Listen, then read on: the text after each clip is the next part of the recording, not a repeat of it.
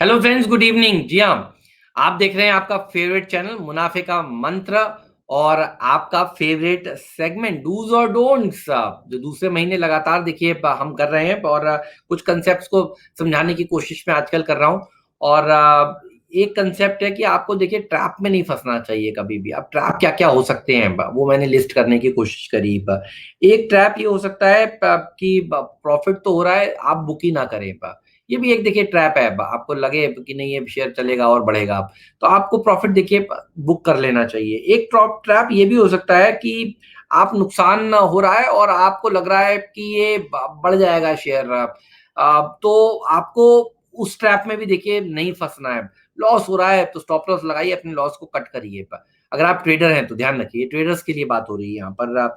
और एक ट्रैप जो सबसे बड़ा ट्रैप है, जिसमें आपको कभी भी नहीं फंसना चाहिए, जिसकी वजह से मैं ये आज का सेगमेंट कर रहा हूं, और वो है कि जिस शेयर में आपको नुकसान हो गया, जिद मत करिए कि मैं यहीं से प्रॉफिट बनाकर निकलूंगा। होता क्या है, कभी आपने कोई शेयर खरीदा और वो शेयर नीचे आ गया, आपका स्टॉप लॉस खा गया, ट्रिगर हो गया, और उसके बाद अब आपको आ रहा है गुस्सा।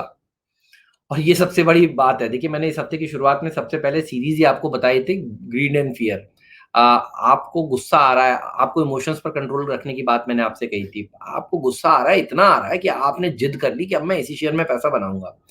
फिर आप उसको शॉर्ट करने लगेंगे। अगर आपने लॉन्ग किया तो आप कहेंगे गिर रहा है ना, ठीक है, मैं इसलिए मेरा इसलिए पैसा नहीं बना ना क्योंकि गिर रहा है, चलो अब मैं इसे शॉर्ट करता हूँ, हो सकता है वहां से घूम जाए शेयर। इसके पूरे चांसेस हैं, ध्यान रखिएगा। और आप फँस जाएँगे उस शेयर में, फिर आप फिर एक बार उसे काटेंगे और आपका सर दर्द हो जाएगा।